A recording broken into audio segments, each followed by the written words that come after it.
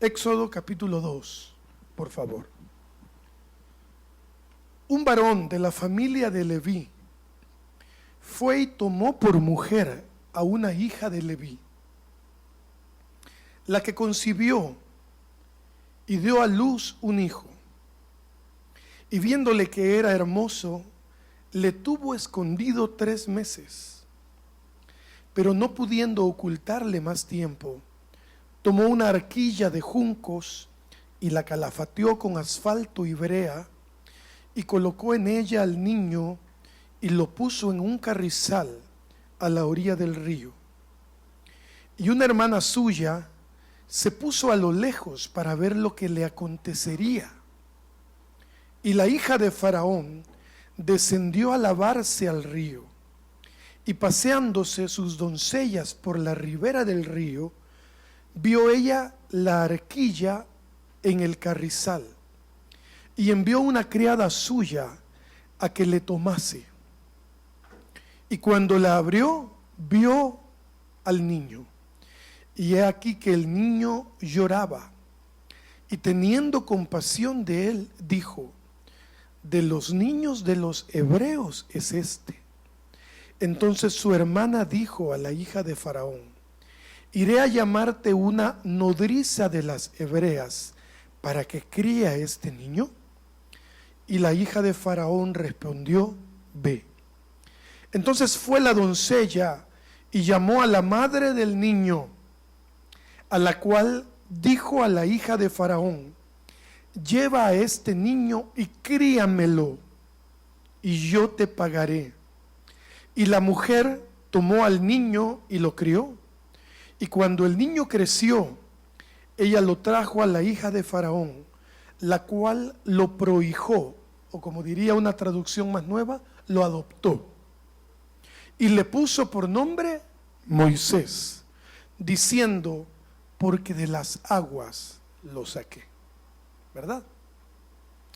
Entienden más o menos el concepto, ¿no? Había una ordenanza de matar a todos los niños varones. Lo mismo que sucedió con Jesús antes de nacer. Entonces, ¿alguno recuerda el nombre de la mamá de Moisés? Hay doble dona para la que recuerde el nombre de la mamá de Moisés. Jocabed era el nombre de la mamá de Moisés. Jocabed, así como la Adita, Ada Jocabed. Bueno, no tengo mucho que profundizar. Hay una ordenanza de Faraón y la mujer hebrea da a luz un niño, lo ve bonito, lo cuida, lo esconde, lo esconde hasta donde puede, pero el mono era algo llorón y ya no podía esconderlo más. Y entonces hay dolor en su corazón, porque imagínense, hermanas, los que tienen niños chiquitos, poner al niño en una canasta, en el río, y empujarlo a su suerte. ¿Quiénes lo hubieran hecho? No sabemos. Jocabed lo tuvo que hacer. Claro, Jocabed temía al Dios de Israel. El pueblo estaba esclavizado en Egipto. ¿Recuerdan?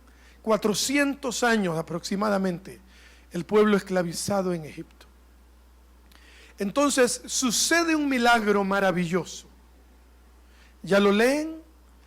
La hija de Faraón, o sea, la princesa de Israel, de Egipto, ve algo en el agua, en el río Nilo, y dice: vayan a ver qué es. Lo llevan.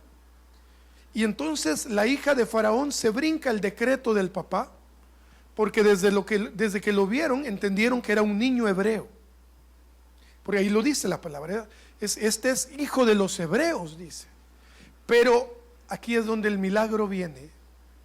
Dios tenía un propósito, obviamente para Moisés, pero en este caso quiero que pensemos en Jocabed.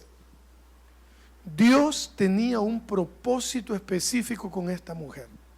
Primero la hace pasar por una situación triste, que es despedirse de su hijo.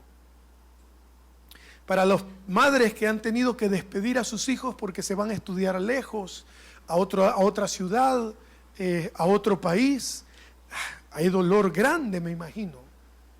No digamos esta mujer que tuvo que prácticamente sacrificar a su hijo.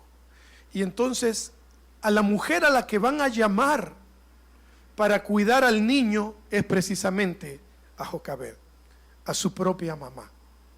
Y dice la palabra que ella lo cuida hasta que el niño crece. Y luego Moisés se convierte prácticamente en el nieto de Faraón.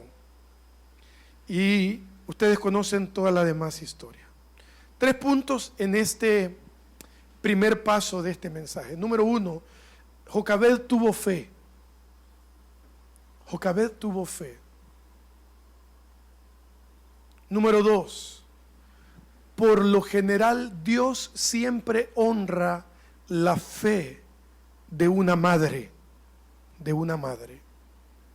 Dios siempre honra la fe de las mamás, de los papás, de los hijos, de las hermanas, de los hermanos, de los esposos, de las esposas. ¿Por qué?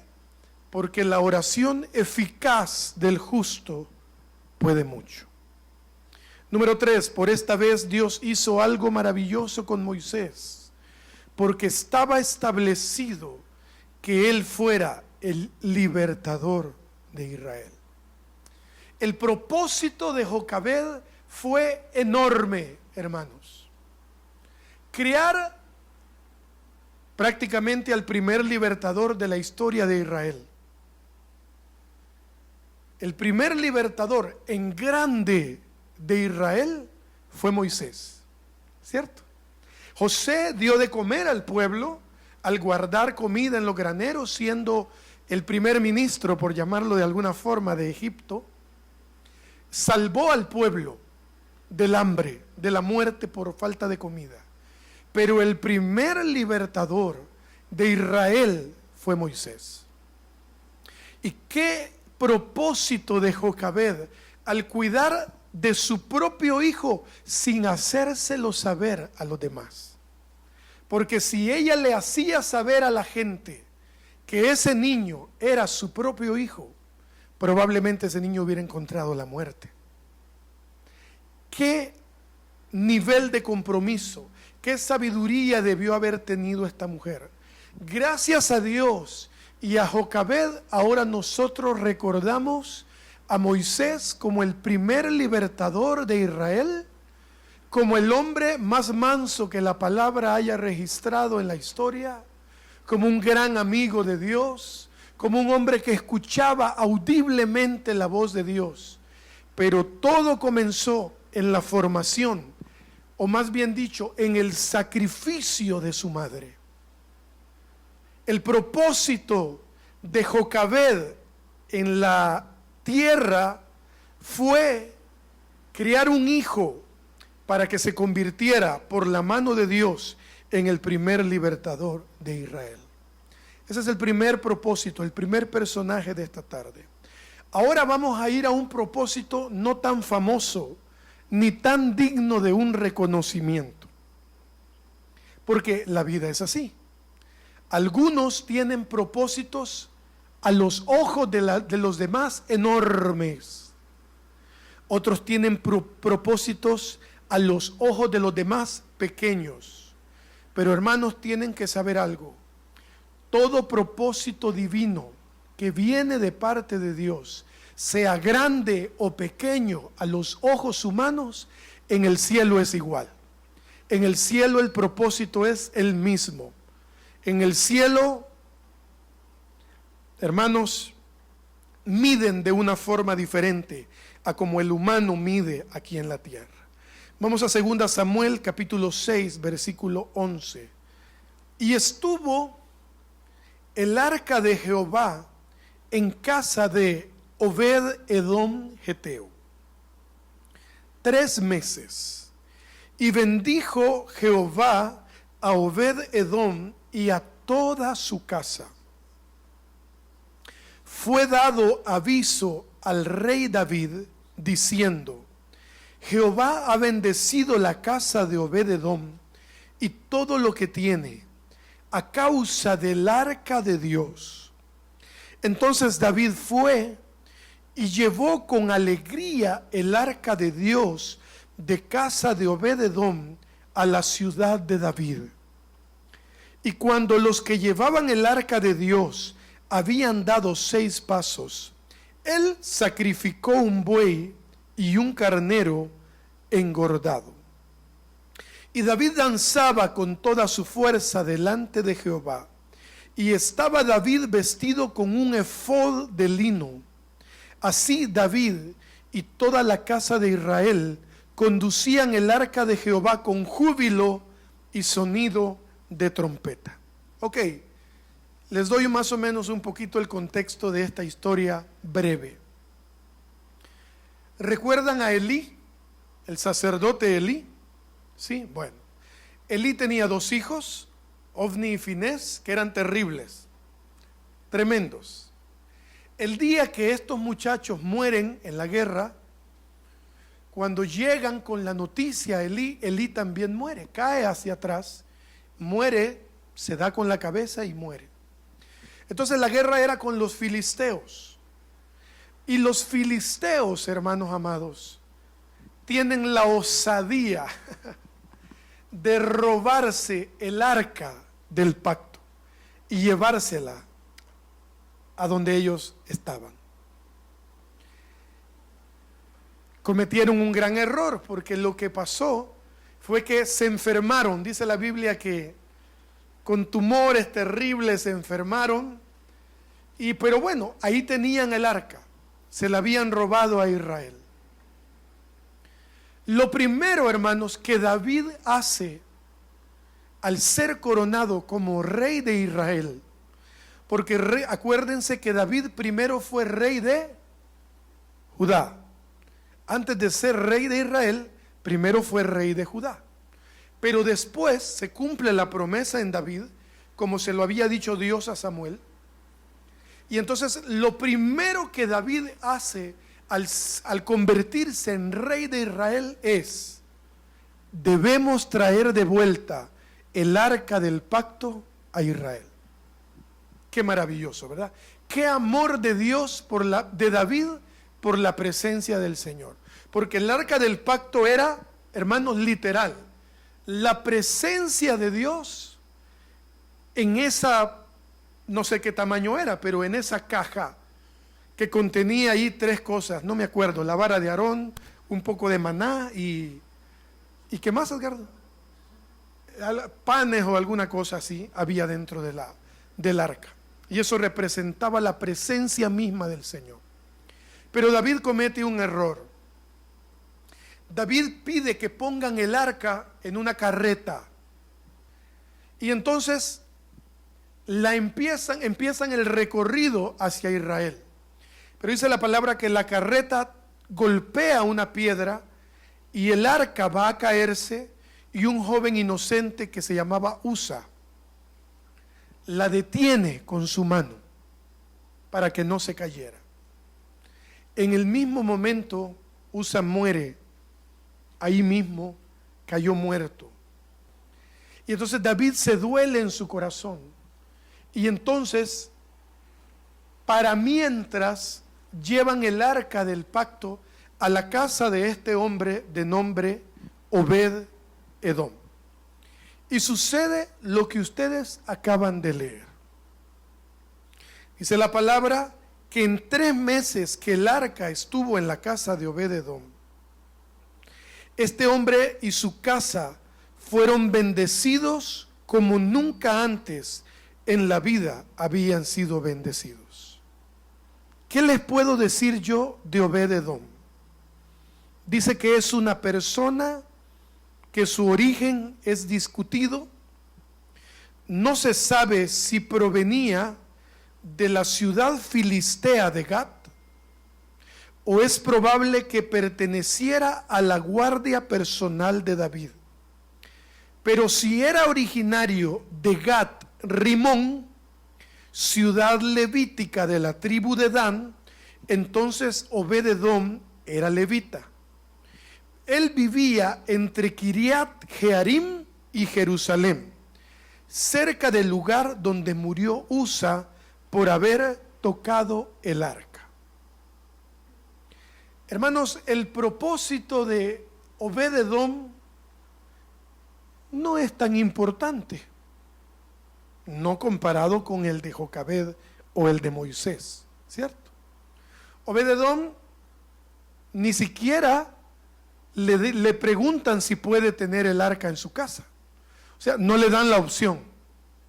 En algún lugar el arca se tenía que quedar y David dice, llévenla a la casa de Obed-edom. Ahí que aguarde, ahí que espere y ahí veremos qué haremos con el arca.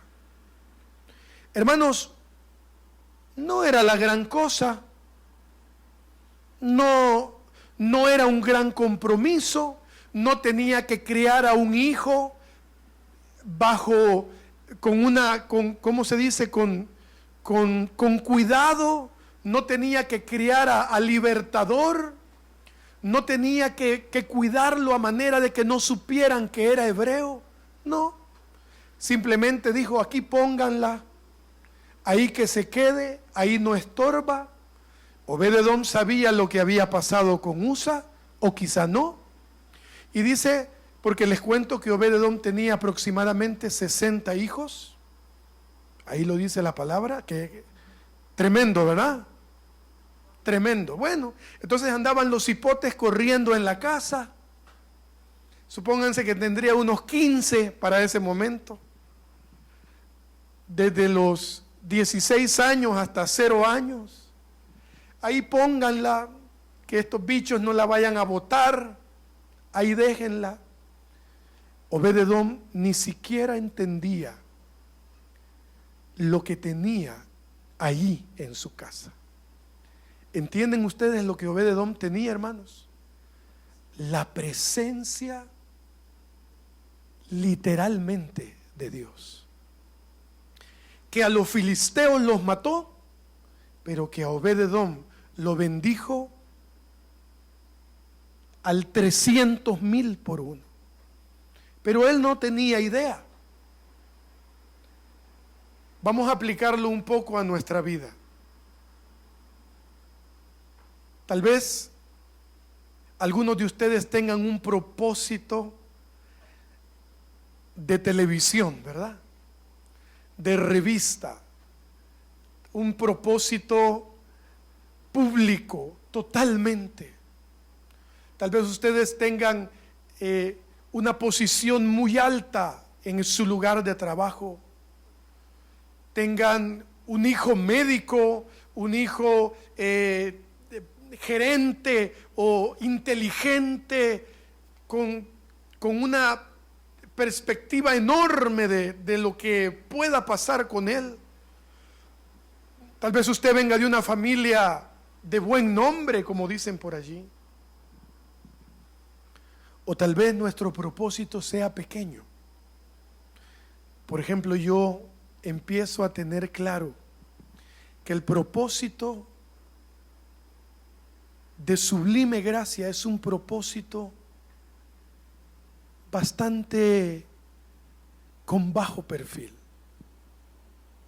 No tenemos muchas cosas, no tenemos un gran edificio, pero cada vez que yo los oigo hablar a muchos de ustedes, cada vez que algunos de ustedes me dicen, no, hoy me decía un hermano, hace años yo escuchaba tipos de personas hablar un evangelio, pero ahora yo he entendido, he aprendido, bendito sea el Espíritu Santo, porque eso, hermanos, no sale de este púlpito.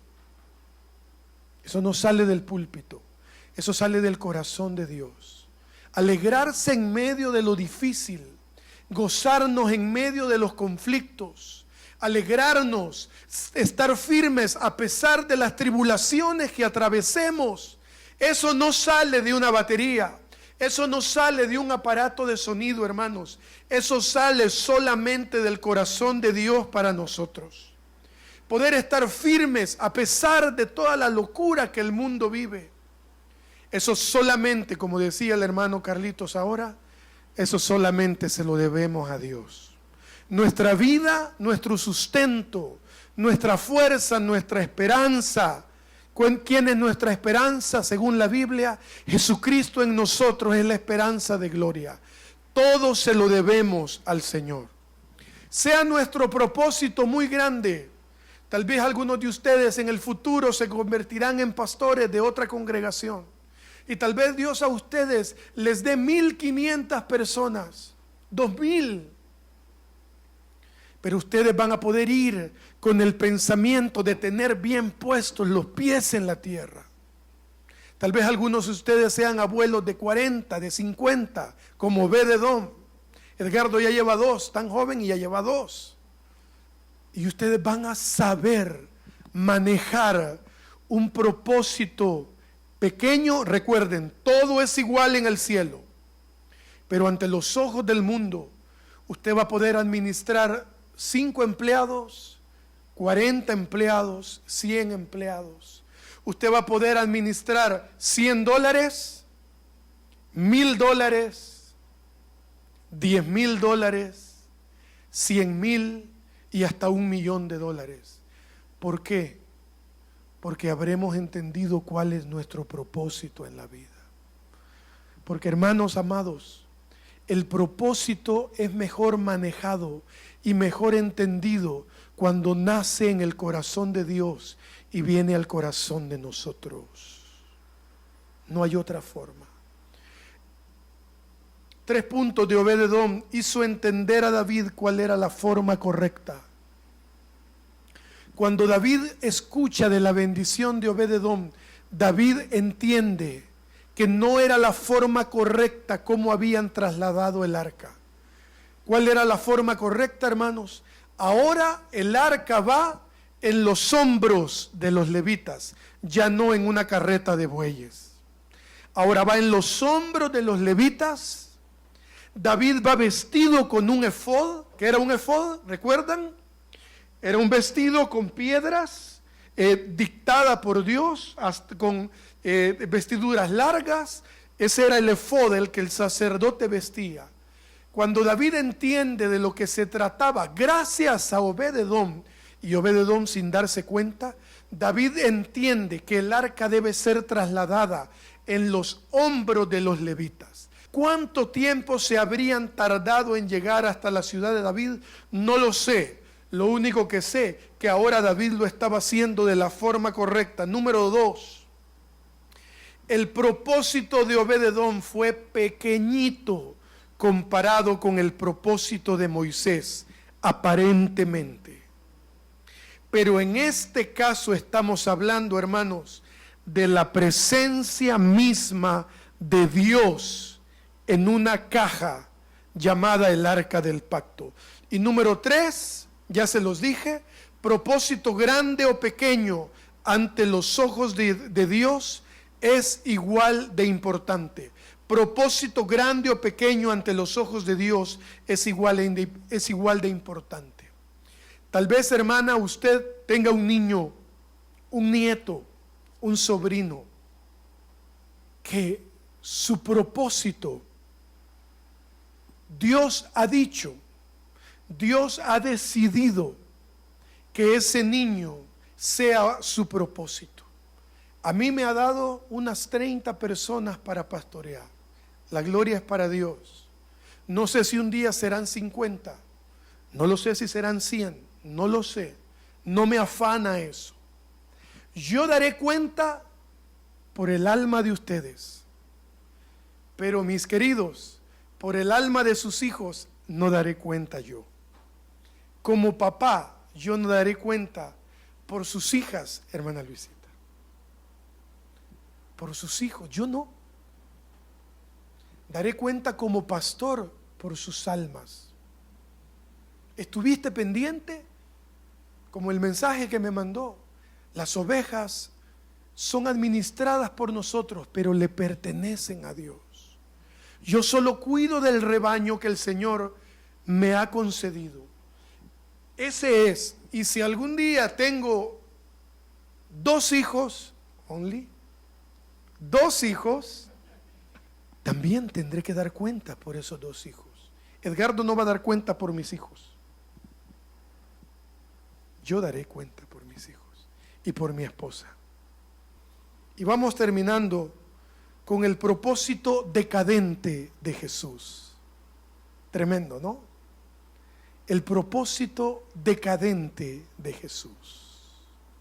Bueno, antes de decir los numerales, quiero decir dos cosas. Tu presente no define el futuro, pero eso depende de ustedes, no de mí.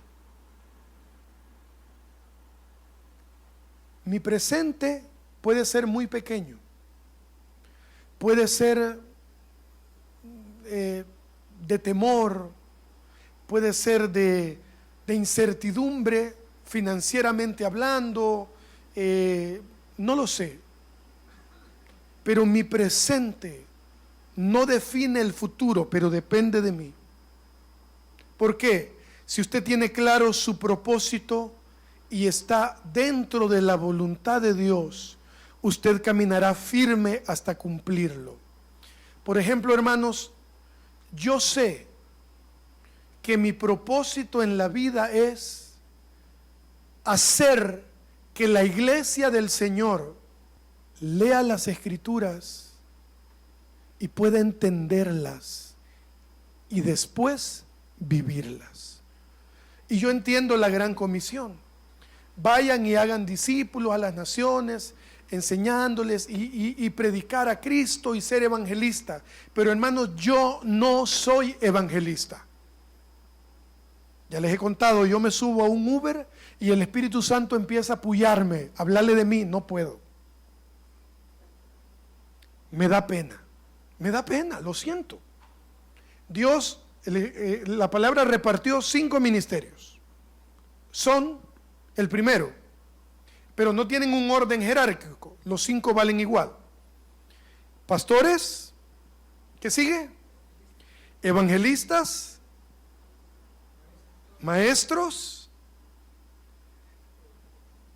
profetas y apóstoles. 5 ministerios. Lastimosamente ahora el apóstol es el iluminado del cielo, pero eso bíblicamente no es así. Son 5 ministerios que valen lo mismo. ¿Están de acuerdo? Valen lo mismo. Entonces, yo no tengo los 5 llamados, no tengo los 5 ministerios. Yo tengo 1, con suerte 2. ¿Y ustedes? Si alguno es evangelista, gloria a Dios. Hermano, el que es evangelista le habla hasta la silla cuando la ve sola. ¡Qué barbaridad! El evangelista William le hablaba hasta las piedras, hermanos. Las piedras se convertían, era algo tremendo. Yo no puedo. Yo me subo yo por eso no uso Uber. No, hermanos, porque me subo y lo primero que me pasa cuando me subo es que el Espíritu Santo empieza a hablarle de mí. No puedo. O sea, casi que le digo yo al Espíritu Santo: ¿qué parte no entiende, querido Espíritu Santo, que no puedo? Bueno, pero hace el ánimo y entonces empiezo. ¿Y qué tal su día? Bien, bien, bien. Dura la vida, ¿verdad? Sí, dura la vida. ¿Y tiene usted hijos? Sí, tengo hijos. Sí, gracias a Dios, ¿verdad? Sí, gracias a Dios. Ya dijo gracias a Dios.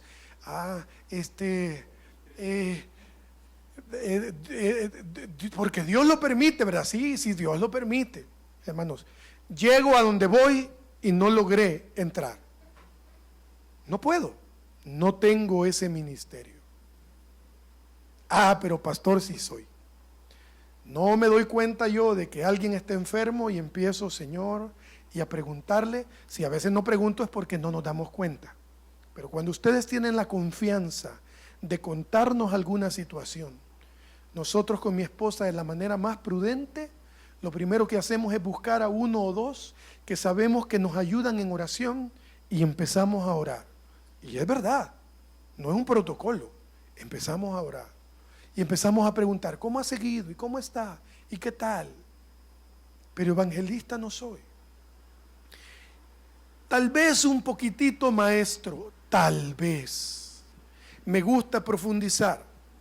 Pero ustedes oyen al doctor Alducin, por ejemplo. No, ese tipo sabe, hermanos, tremendamente. Es un don de parte de Dios. Ahí se los dejo. para que ustedes vayan teniendo más o menos la idea de cuál es su llamado, cuál es su propósito en la vida. Vamos a Jesús. Primero, nació de una mujer que aparece muy pocas veces en los evangelios, y el papá de Jesús mucho menos. Gálatas 4:4 dice: pero cuando vino el cumplimiento del tiempo, Dios envió a su Hijo, nacido de mujer y nacido bajo la ley, para que redimiese a los que estaban bajo la ley, a fin de que recibiéramos la adopción de hijos. ¿Recuerdan cuando les dije que propósito e identidad van de la mano? Si algo tenemos que saber es que somos hijos de Dios. A los suyos vino, pero los suyos no le recibieron. Pero a los que le recibieron y creemos en su nombre, nos dio la potestad de ser llamados hijos de Dios. Número 2, nació pobre. 2 Corintios 8:9, porque ya conocéis la gracia de nuestro Señor Jesucristo, que por amor a vosotros se hizo pobre, siendo rico, para que vosotros con su pobreza fueseis enriquecidos.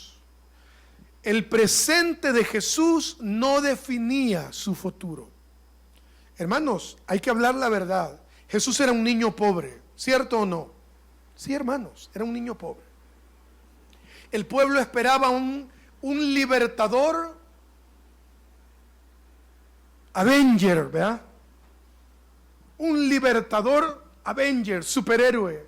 Y resulta que nace de una muchachita desconocida, no de una monarquía, y encima nace en un pesebre donde comían las vaquitas sus hierbas, donde alrededor había suciedad de animales. Y la palabra dice que él, siendo rico, se hizo pobre para que nosotros fuéramos enriquecidos, y entendemos que está hablando de riqueza espiritual. Ahora ese versículo lo tergiversan para sacar dinero a la gente. El Señor reprenda al diablo. Está hablando de riqueza espiritual. Número 3, vivió con limitaciones.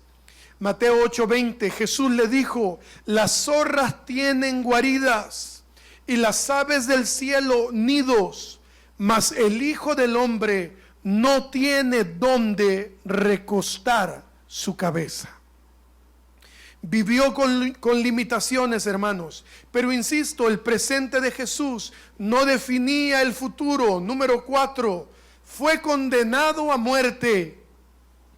Mateo 27:24 dice: viendo Pilato que nada adelantaba, sino que se hacía más alboroto, tomó agua y se lavó las manos delante del pueblo, diciendo: inocente soy yo de la sangre de este justo, allá ustedes. Y respondiendo todo el pueblo dijo: su sangre sea sobre nosotros y sobre nuestros hijos. Entonces les soltó a Barrabás, y habiendo azotado a Jesús, le entregó para ser crucificado. Allí Jesús estaba viviendo lo peor que podía vivir un criminal. Pero insisto, ese presente de Jesús no definía el propósito maravilloso del futuro cercano que se avecinaba, hermanos. Número 5, murió como un fracasado. Filipenses 2:6, aunque era Dios, no consideró que el ser igual a Dios fuera algo a lo cual aferrarse. En cambio, renunció a sus privilegios divinos, adoptó la humilde posición de esclavo y nació como un ser humano. Cuando apareció en forma de hombre, se humilló a sí mismo en obediencia a Dios y murió en una cruz como morían los criminales. Acabo de leer la Nueva Traducción Viviente. Hermanos, Jesús ante los ojos del mundo era un fracasado. Sigue siéndolo para muchos en este tiempo. Pero su presente no definía el futuro de su propósito. Número 6, salvó a la humanidad y es el Rey de Reyes. Filipenses 2:9 dice: por lo cual Dios también le exaltó hasta lo sumo y le dio un nombre que es sobre todo nombre, para que en el nombre de Jesús se doble toda rodilla de los que están en los cielos y en la tierra y debajo de la tierra, y toda lengua confiese que Jesucristo es el Señor, para gloria de Dios Padre. Y Hechos 4:11 dice: pues es Jesús a quien se refieren las Escrituras cuando dicen: la piedra que ustedes los constructores rechazaron, ahora se ha convertido en la piedra principal. Y el 12, hermanos, si no me equivoco, estoy leyendo la traducción viviente también. El 12 dice: en ningún otro hay salvación. Dios no ha dado ningún otro nombre bajo el cielo mediante el cual podamos ser salvos. Aleluya, gloria a Dios. Hermanos, aunque el camino de Jesús fue en decadencia, dice un canto de Marcos Vidal, su camino fue hacia abajo, dice. Porque ante los ojos, hermanos, de las personas, la vida de Jesús fue una vida fracasada. El final de Jesús fue un final fracasado, pues murió como un miserable, hermanos, es la verdad. Murió humillado, murió abandonado. Los que lo amaban lo abandonaron. Los que estuvieron con él caminando por 3 años lo abandonaron, hermanos. Murió totalmente en soledad, en decadencia. Pero, hermanos, eso no definió el futuro, el propósito de Cristo. ¿Cuál era el propósito de Cristo en la tierra? Sencillo: salvar a la humanidad de las llamas del infierno. Y todo aquel que en él cree no se pierde, sino que tiene vida eterna. Ahora se predica un evangelio de hipergracia. Puedes vivir como quieras, puedes hacer lo que quieras. Al final Dios te perdona, sí, es verdad. Pero ese mismo Cristo, hermanos amados, que los hombres mataron, que pusieron en un sepulcro, el mismo que se fue hacia el cielo, un día volverá y juzgará al mundo y juzgará a la tierra. Y ahí, hermanos, será el lloro y el crujir de dientes para muchos, incluyendo a muchos cristianos que vivieron una vida a su conveniencia, vivieron una vida de desorden, se aferraron a una hipergracia, se aferraron a una gracia irreal, a una gracia que ellos se formaron en su cabeza, a una Biblia que tergiversaron totalmente, haciéndola funcionar a su forma y medida para poder vivir su vida desordenada y a su conveniencia. No, hermanos amados, Jesús volverá y juzgará la tierra y nos pedirá cuentas. Está establecido así en la palabra del Señor. Conclusiones. ¿Cuál es el propósito de cada uno de ustedes o nosotros? Y como les dije al principio, la iglesia no define nuestro propósito. Porque si la iglesia definiera mi propósito y mi identidad, hermanos, Cristo en vano habría muerto por mí. Por eso es que no andamos stickers o calcomanías en nuestros carros. Porque yo no puedo hacerlos pensar a ustedes, a que ustedes digieran, que ustedes se coman el título de una iglesia. Por eso es que mucha gente no ha entendido las Escrituras. Por eso es que gran parte de la iglesia sigue diciendo amén a todo lo que aquel hombre predica en el púlpito todos los domingos en la mañana o por la tarde. El Señor nos ayude. Siempre les diré, yo no tengo toda la verdad, yo puedo equivocarme. Son cada uno de ustedes los que deben ir a la palabra del Señor, los que deben investigar, averiguar, los que no se pueden quedar tranquilos solo con escuchar un mensaje de 40 minutos un domingo a las 4 de la tarde. Hermanos, A mí no me interesa que ustedes saquen el pecho diciendo: yo me congrego en la iglesia de Abraham, en la iglesia Sublime Gracia. El día que la iglesia Sublime Gracia haga eso, yo habré fracasado como predicador de la palabra. El día que ustedes pongan por encima en su pecho el título de un nombre de una iglesia, o el de un pastor, de un predicador, por encima de la palabra y el nombre de Cristo, habré fracasado yo como predicador y ustedes como cristianos. A mí me interesa que ustedes, antes que este logo, que este nombre, que en su corazón sea este libro, el que esté por encima del nombre de la iglesia, encima por el nombre de sus títulos.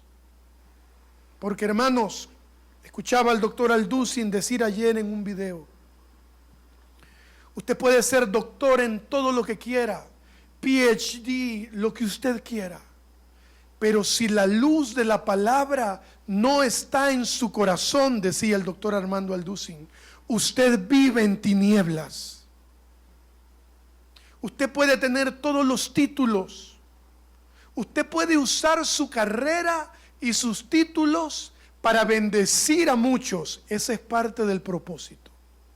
Pero aunque yo tenga mis títulos, mi experiencia, mi sabiduría, mis conocimientos, estudios en el extranjero, en las mejores universidades, en el top 50 de las universidades del mundo, de los Estados Unidos, de Francia, de Alemania, de donde usted quiera, Oxford, en las universidades del Reino Unido, donde usted quiera.